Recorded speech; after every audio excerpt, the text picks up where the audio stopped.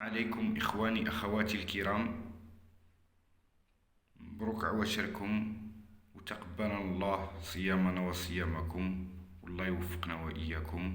هنا خوتي أنا جبت لكم واحد الحجاب عظيم الشأن المأخوذ من صلب الكتاب، ألا وهو كتاب منبع أصول الحكمة. هنايا هذا الحجاب اللي هو كما ترون: فياه ويايوه وخير بارئ ويا من لنا الأرزاق من جوده نمت.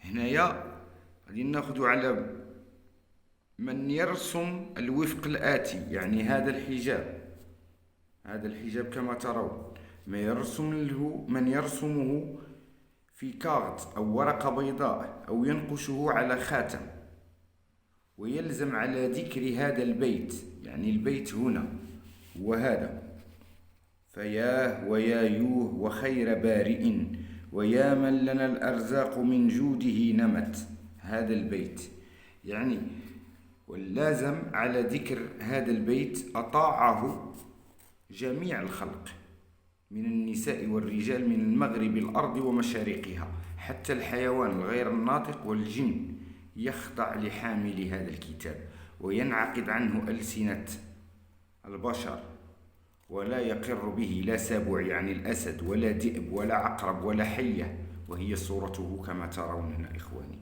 وكذلك من كتبه وكتب حوله البيت، كتب هذا الحجاب هكذا كما ترون، وكتب حوله هذا البيت.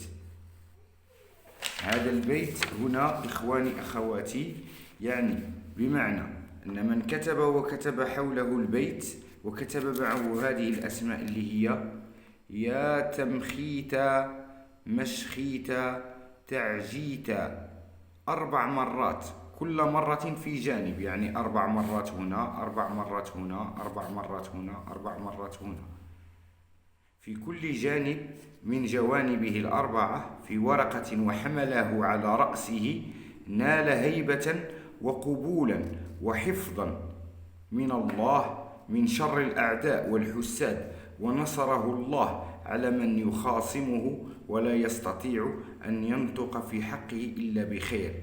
وكذلك أيضا ومن كتب الأسماء 3، يعني هذه الأسماء: يا ثمخيتا مشخيتا تعجيتا، في ورقة وجعلها تحت لسانه، نال كذلك ما يريد بالخطاب أي حاكم أو ظالم إلا ويخضع له، يعني سره هنا وهو كذلك هكذا كما ترون.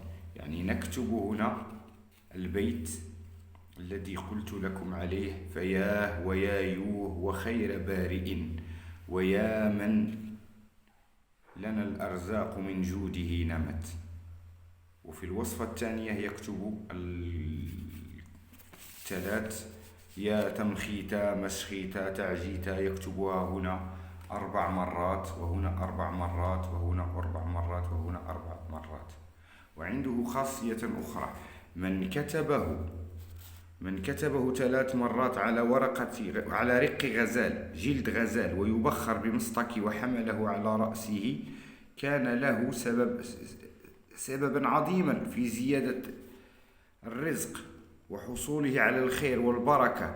وإن علقه على باب حانوت كثر عليه الزبون، وإن علقه على مراح البهائم، يعني في اسطبل أو مكان فيه أغنام، بارك الله فيها وحفظها من السارق والوحوش والهوام والمرض.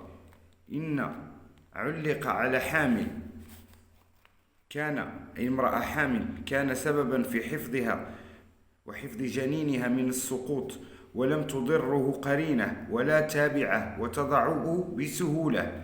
ومن كتبه مرة وسقاه للملسوع أو المسموم برئ بإذن الله، يعني كتب هذا البيت بنية وإخلاص وعلى طهارة وتوب وبدن، تكون طهارة كاملة، وأسقاه لملسوع أي لسعة حية أو مسموم يبرأ بإذن الله تعالى. ومن كتبه 7 مرات في كاغط ووضعه في داره حفظت من الجن والشياطين واللصوص وامتلأت خيرا وبركة. يعني هذا الحجاب إخواني أخواتي والله العظيم ثم والله العظيم هو عظيم الشأن كما ترون. وكما ذكرت لكم هنا إخوتي أخواتي، يعني هو مجرب وصحيح، وكل من أراد العمل به ما عليه إلا الصلاة بنية العمل وقراءة الإخلاص والانشراح، ويكتبه ينال مطلوبه على قوله لا إله إلا الله محمد رسول الله.